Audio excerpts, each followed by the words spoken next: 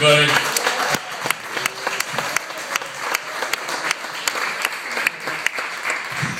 Keep it going for me.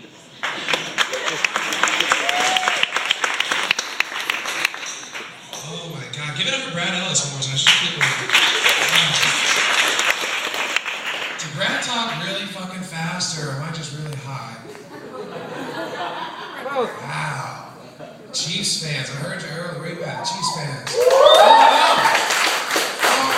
no. Hey, tell me something, Chiefs fans. Why is it there's always one of your collective brethren at a concert, and whenever the music gets done playing, he gets so homophobic that he can't stand the silence, that you start hearing that one random asshole going, oh,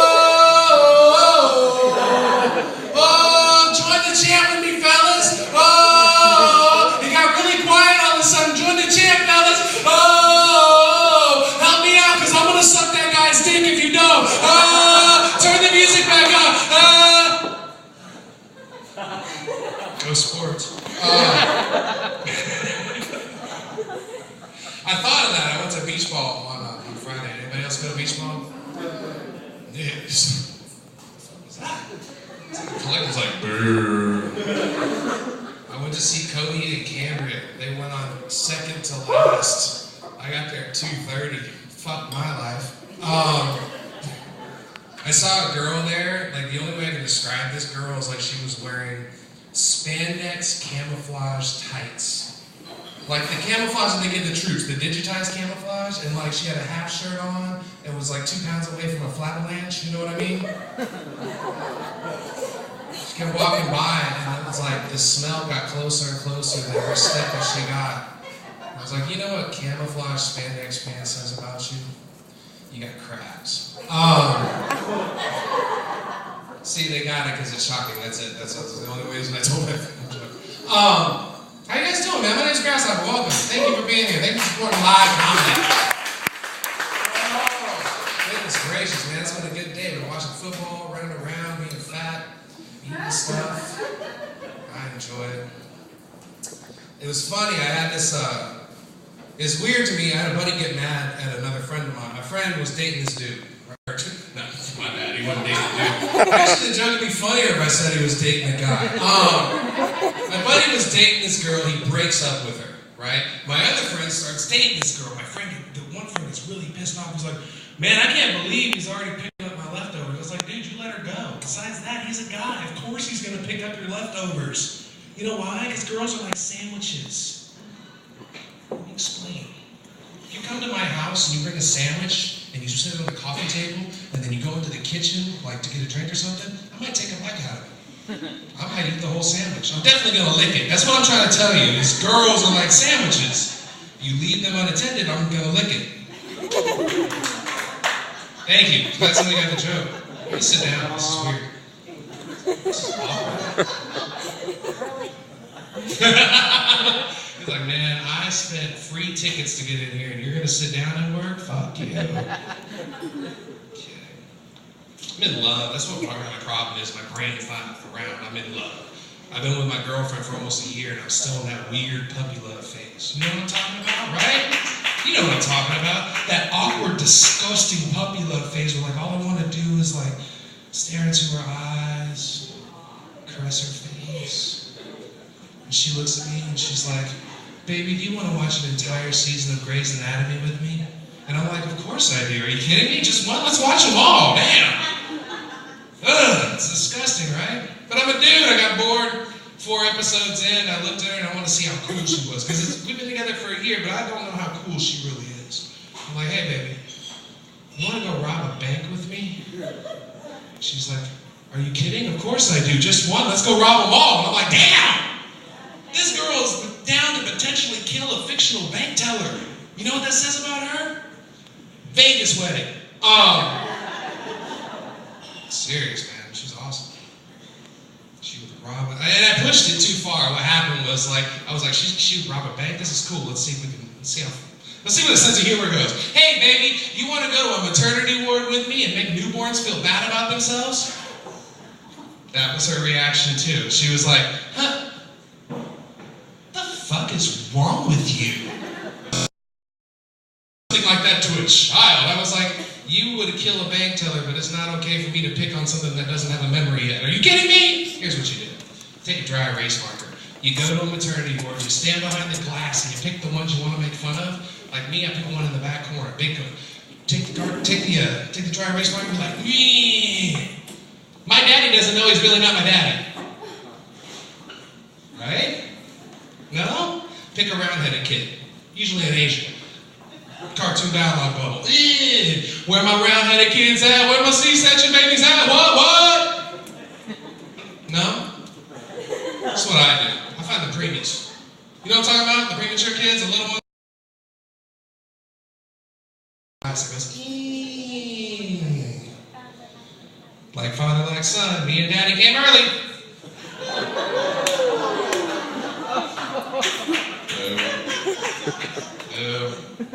9 seasons of Grey's Anatomy. You know how many fake preemies I've seen? You gotta giggle at some point. That's why I wrote the joke. It's funny. That joke was brought to you by marijuana and Kit Kat. I get depressed sometimes. Sometimes I get depressed. I like to go to PetSmart when I'm really depressed. You know what I'm saying? I love PetSmart, man. It's the only place you can go where people take their pets to shop for them. For real. There's one by my house. It's an old lady. She's always there with a little dog. She's there. She's like, you've been a good little boy. He wants a little treat. You've been a good boy. I saw that in public. I was bummed out. I walked right up to her. I said, hey, lady, you know how good that breed of dog is with fried rice? It's okay. I'm Asian. I can say that. Are there any other Asian people in the house? Good. I'm pro-Asian. I'm proud of being Asian. I'm a militant Asian.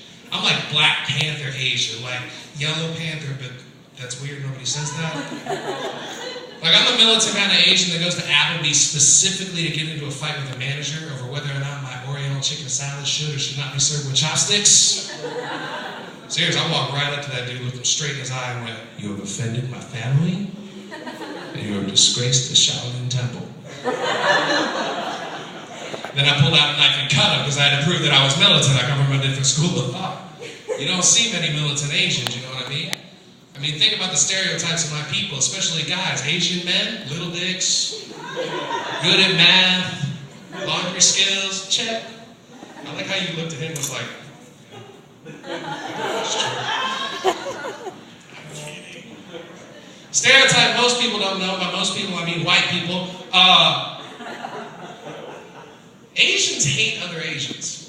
All Asians hate other Asians. This is a fact.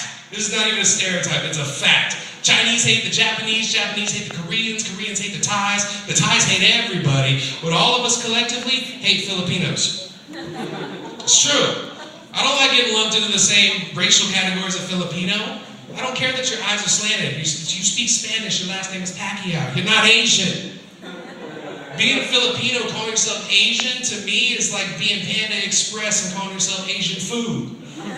Like, it's close, but every time I go in there, Jorge's always in the back, rocking the walk like a boss. Margarita's up front trying to sell me on the Kung Pao Pollo special. I'm like, no, that's not right. She's like, it's served with salsa. I'm like, that's cool, I'll take 2. Feeling adventurous today.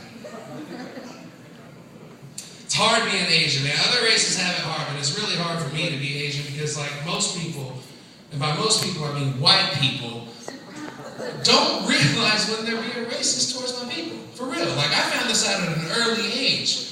I was adopted by a white family. My 6th birthday, I found out about racism when my white adopted father bought me a toy railroad set. Alright, y'all motherfuckers need to go back to college, okay? What I'm trying to tell you is, it was my people that built the railroads in this country, okay? My people. I don't care what that Tom Cruise movie told you. There wasn't no Irish on the railroads all day. I mean, don't get me wrong, the Irish were there, but they were intense hiding from the sun because a whiskey hangover and fair skin don't mix. My people built, I mean, can you imagine if the Irish really had just built the railroads in the United States? Like a railroad map would look like an 80s barbed wire tattoo. All crooked and shit, rotten teeth.